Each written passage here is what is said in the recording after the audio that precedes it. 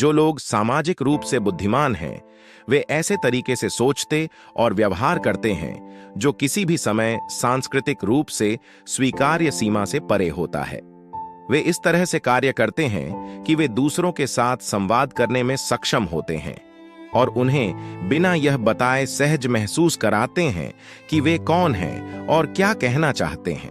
निस्संदेह यह संबंध का आधार है, वह चीज जिस पर हमारा मस्तिष्क इच्छाओं से जुड़ा होता है और जिस पर हम व्यक्तिगत रूप से फलते फूलते हैं। सामाजिक रूप से बुद्धिमान व्यक्ति के मुख्य लक्षण: 1. वे जिस किसी से भी बातचीत कर रहे हैं उससे तीव्र भावनात्मक प्रतिक्रिया प्राप्त करने का प्रयास नहीं करते हैं।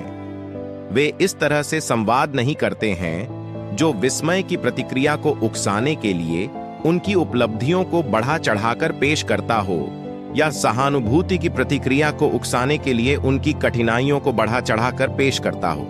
यह आमतौर पर तब होता है जब विचाराधीन विषय वास्तव में इतनी मजबूत प्रतिक्रिया के योग्य नहीं होता है और इसलिए दूसरों को असहज कर देता है, क्योंकि वे भावनात्मक प्रतिक्रिया का दिखावा करने के लिए दबाव महसूस करते हैं।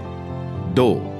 वे लोगों, राजनीति या विचारों के बारे में निश्चित रूप से बात नहीं करते हैं। मूर्ख बनने का सबसे तेज तरीका यह कहना है कि यह विचार गलत है। वह विचार आपके लिए गलत हो सकता है, लेकिन यह अस्तित्व में है क्योंकि यह किसी और के लिए सही है। बुद्धिमान लोग कहते हैं, मैं व्यक्तिगत रूप से इस विचार को नहीं समझता या इससे सहमत नहीं हूं। किसी एक व्यक्ति या विचार के बारे में निश्चित रूप से बोलना उस पर मौजूद अनेक दृष्टिकोणों से अनभिज्ञ होना है। यह बंद दिमाग और अदूरदर्शिता की परिभाषा है। 3.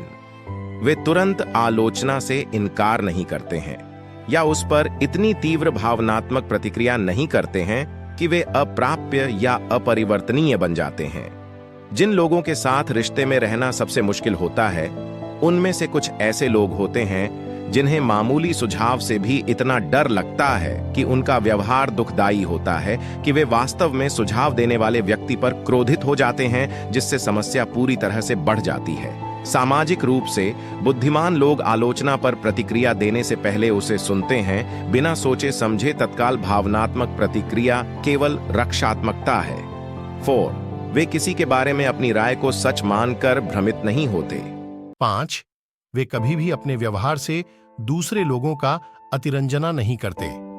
वे किसी बात को स्पष्ट करने के लिए आप हमेशा या आप कभी नहीं का उपयोग नहीं करते हैं। इसी तरह वे अपने तर्कों को उन बयानों में निहित करते हैं जो आप हैं के विपरीत मुझे लगता है से शुरू होते हैं।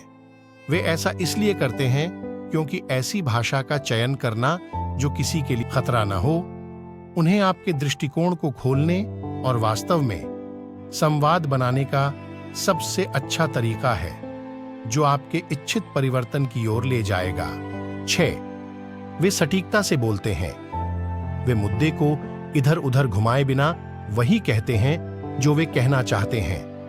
वे शांति से, सरलता से, संक्षिप्त रूप से और ध्यानपूर्वक बोलते हैं। वे कुछ संप्रेषित करने पर ध्यान केंद्रित करते हैं, न कि केवल दूसरों से प्रतिक्रिया प्राप्त करने पर। 7. वे जानते हैं कि स्वस्थ पृथक्करण का अभ्यास कैसे किया जाता है।